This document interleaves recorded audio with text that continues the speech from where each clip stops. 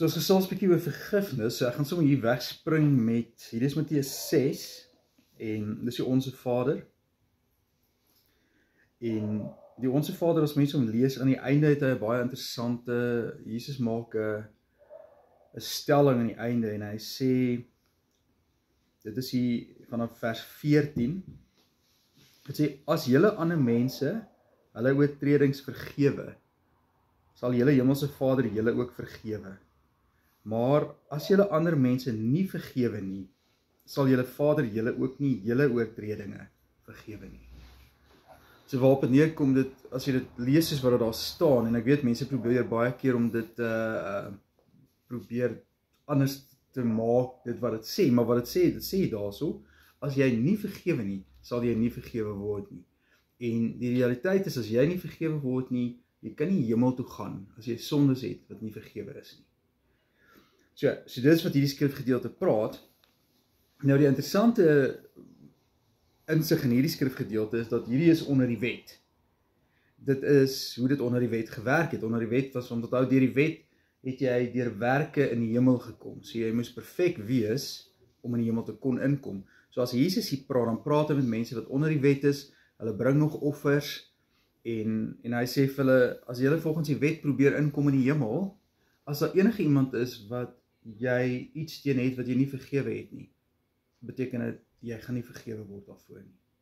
Okay, so jy kan nou dink, as jy dit luister, en jy verstaan nog niks van genade nie, jy lees net dit, hoe verdoemend kan dit wees, veral as jy, kom ons sê, dat baie slegte goed, mense het baie slegte goed aan jou gedoen, hulle het jou miskien fisies seer gemaak, hulle het miskien jou besigheidsgewys ingedoen, daar so baie areas. So ek lees dit gou weer net die laaste gedeelte, en verbeel jou net, as jy iemand ken wat nie weet van die ou en die nuwe verbond nie, iemand ken wat nie weet van die wet en genade nie, en hulle moet dit lees in hulle Bybel. As julle ander mense hulle oortredings vergewe, sal julle hemelse Vader julle ook vergewe. Maar as julle ander mense nie vergewe nie, sal julle Vader julle ook nie julle oortredinge vergewe nie, julle oortredings vergewe nie. Dit is Matteus 6, 14 en 15. So toe is die goeie nuus, Jesus kom, hy sterf van die kruis, en die nuwe verbond word geaktiveer. En nou dis so 'n baie interessante ding in die Nuwe Testament. Sies Matteus ook in die Nuwe Testament, ek wil eintlik in die nuwe verbond.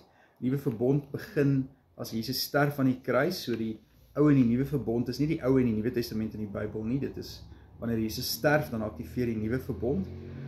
En ek lees vir jou Kolossense 3 vers 13. Nou kyk, wat is interessant hierso, is dit sê so,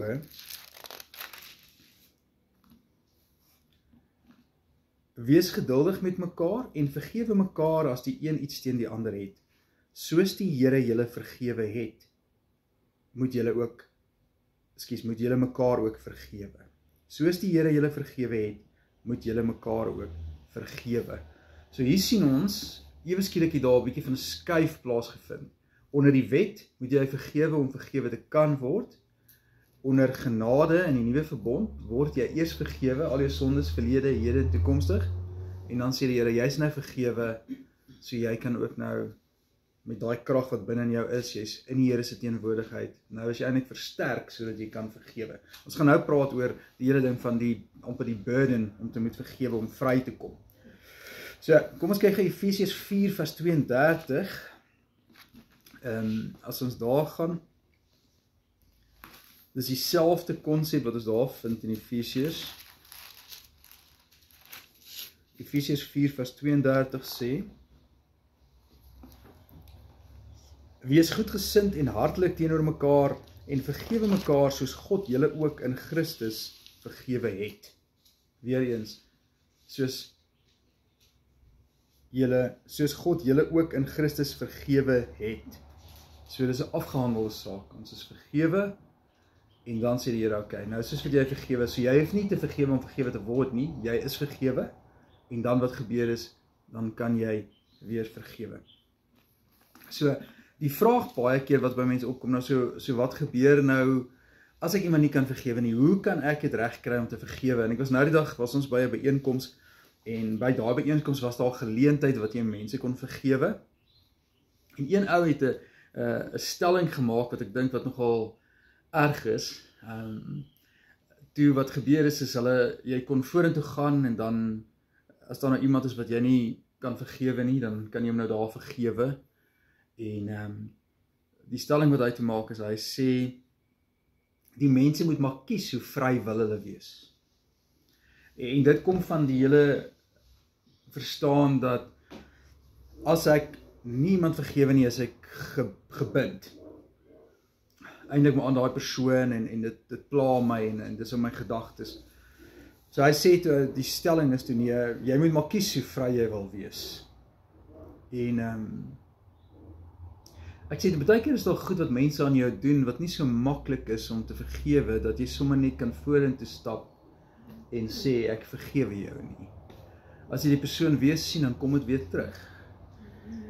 En baie keer is dit so seer wat jy het, as gevolg van dit wat gebeur het, dit is onmoontlik, dat in jou menslike krag, dat jy iemand so kan vergewe.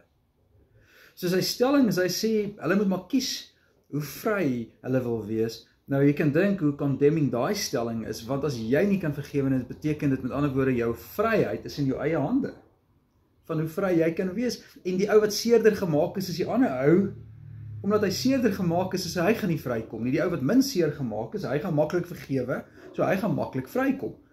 So wat is die waarheid eintlik hier? Hoe kom 'n mens vry? Jou vryheid begin nie by jouself nie, dit begin nie by ek en jy wat sê, ek vergewe daai persoon nie. Dis nie waar dit begin nie. Dit begin by die evangelie, dit begin by die goeie nuus, wanneer dit sê, ek en jy is vergewe, omdat ons nie kan vergewe nie. Dis waar jou vryheid begin. Dis waar jy begin vry raak. Dis nie wanneer jy vergewe nie. Dis wanneer jy die evangelie hoor, die goeie nuus hoor, en jy begin verstaan, ek is vergewe, dat ek nie kan vergewe nie. So jy kan, selfs as jy replay luister, jy kan, en miskien is iemand wat luister, wat voel, jy kan nie vergewe nie.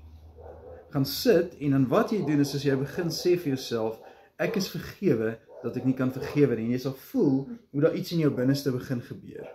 Hoe jy begin voel, asof daar amper 'n sagtheid of 'n liefde in jou binneste begin kom, want ewe skielik hoef jy nie meer te werk, om vergewe te word nie, jy is vergewe, en die vryheid wat jy kry, kom nie as gevolg van dit wat jy en ek doen nie. Ons vryheid kom as gevolg van dit wat Jesus gedoen het. Die oomblik as ek vergewe is, omdat ek nie kan vergewe nie, is ek vry. Binne daai oomblik is ek vry, en die vrug daarvan, is dat ek dan met tyd sal ek mense vergewe, en die liefde van God sal deur my vloei, maar die liefde van God om deur ons te vloei, moet ons eers sê, ek is vergewe. Dit is hoe die liefde deur ons vloei. Ek kan nie kom en sê in my eie krag, okay, ek vergewe jou. Maar dit is nie God se liefde wat deur my vloei nie. Want die skrif sê ons moet vergewe soos wat Jesus vergewe het. So dit moet Jesus se liefde wees wat deur ons vloei en dan mense vergewe.